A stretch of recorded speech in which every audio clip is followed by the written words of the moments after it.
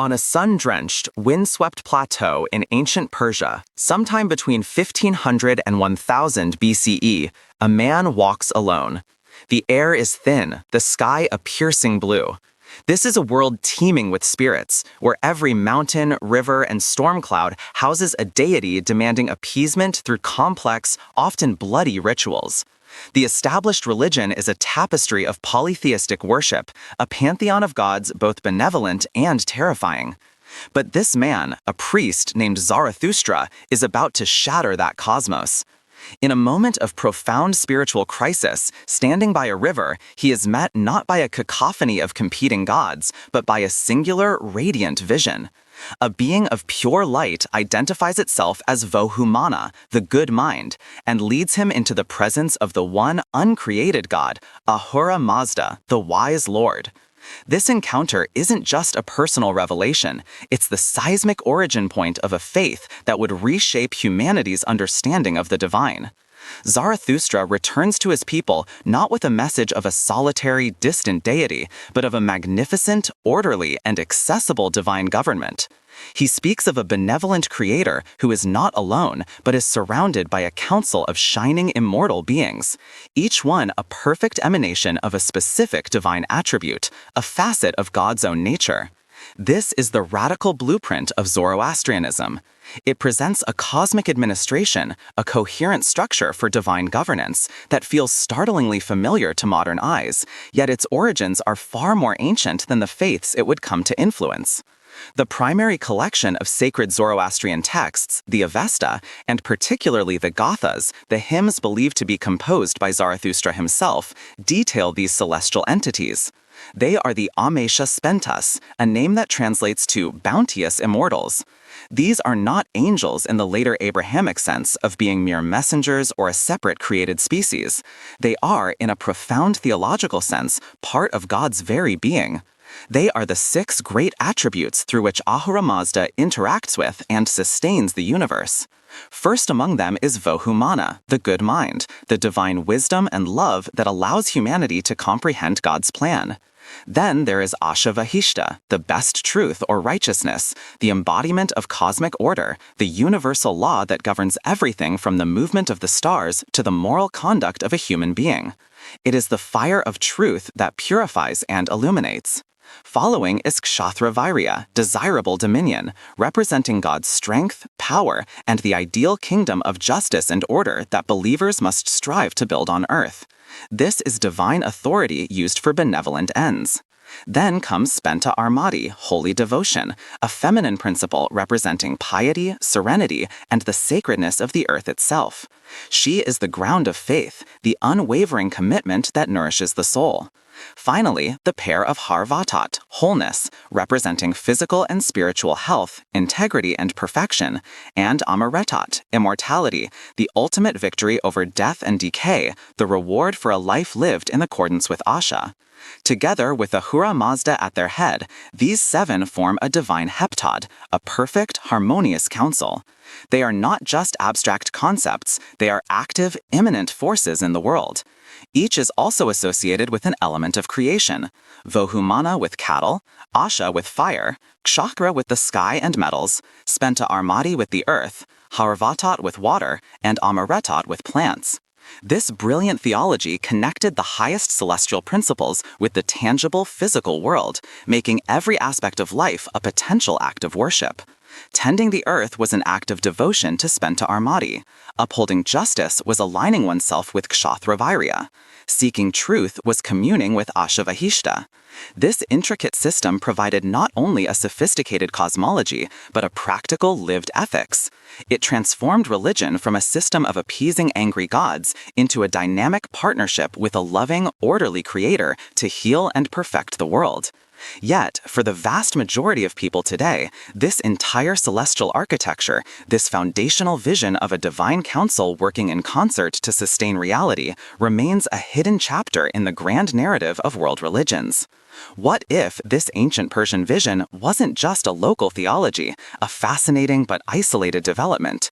What if it was, in fact, a foundational stone, a master blueprint for the very architecture of heaven that would later be adopted, adapted, and built upon across continents and centuries? How did these Amesha Spentas, these bounteous immortals, lay the groundwork for the celestial hierarchies we now so closely associate with the great Abrahamic faiths of Judaism, Christianity, and Islam? Building on the concept of these Zoroastrian bounteous immortals, we turn our gaze westward, across the Fertile Crescent, to a moment of profound crisis and transformation for the Jewish people. The year is 586 BCE. Solomon's temple, the heart of Israelite worship, lies in ruins, and the elite of Judean society, scribes, priests, and artisans, are forcibly marched into exile in Babylon. Here, in the heart of the Mesopotamian world, they are no longer the dominant culture. They are a minority, struggling to maintain their identity and faith amidst a sea of foreign gods and ideas. Decades later, Babylon falls, not to a rival Mesopotamian power, but to Cyrus the Great, the Persian king, and a follower of Zoroastrian principles of tolerance and order. For the next 2 centuries, Judea exists as a province within the vast multicultural Achaemenid Empire. Imagine the scene. Jewish scribes and theologians in Susa or Babylon, working alongside Persian administrators, encountering a highly sophisticated imperial theology that organized the cosmos into a structured, ethical dualism. Suddenly, in the crucible of this exile and its aftermath, their own sacred literature begins to change. The texts written or compiled during and after this period of intense Persian contact show a dramatic evolution in their understanding of the celestial realm. In the earlier books of the Hebrew Bible, the malach, the angel, is typically an anonymous messenger of God, a temporary manifestation of the divine will without a distinct name or personality. But in the post-exilic texts, something new and revolutionary appears: angels with names and ranks. They emerge not just as messengers, but as powerful celestial princes, cosmic governors with specific duties and domains. The Book of Daniel, a text brimming with apocalyptic visions and written during this later period, explicitly names Michael as the great prince and protector of Israel, and Gabriel as the revealer of divine mysteries. The apocryphal Book of Tobit, heavily influenced by Persian folklore and theology, introduces Raphael as a divine healer and guide. This is a seismic shift from a largely undifferentiated celestial host to a structured, named hierarchy. Scholars like the late Mary Boyce, a leading authority on Zoroastrianism, and Morton Smith have extensively documented this profound influence, a process they describe not as simple borrowing, but as a form of cultural and theological osmosis. The Jewish thinkers of the Second Temple period were grappling with immense questions. How could a good God allow his temple to be destroyed? How does one understand the presence of evil in the world? Zoroastrianism offered a compelling and sophisticated framework. Its vision of a divine council, the Amesha Spentas, provided a model for understanding how God could administer the cosmos through powerful, benevolent intermediaries. The parallel is striking. The emerging Jewish tradition of 7 archangels, which becomes prominent in texts like the Book of Enoch, strongly echoes the sevenfold nature of the Amesha Spentas with Ahura Mazda. While a direct one-to-one mapping is overly simplistic, the functional similarities are undeniable. Michael, the celestial warrior and prince, resonates with the Zoroastrian Klashatra Vayurya, the embodiment of divine dominion. Gabriel, the angel of revelation and wisdom, shares functions with Vohu Mana, the good mind. Raphael, the healer, finds a parallel in Horvatat, the principle of wholeness and health. This wasn't a case of scribes surreptitiously copying Persian texts. Rather, the Persian conceptual toolkit gave them a new language and a new structure to articulate and expand upon their own evolving theology. The idea of a structured heavenly court helped to safeguard the absolute transcendence of God. These powerful archangels could act in the world without diminishing God's singular majesty. Furthermore, the strong Zoroastrian dualism between Ahura Mazda and his adversary, Angra Mainyu, provided a powerful lens through which to understand the problem of evil.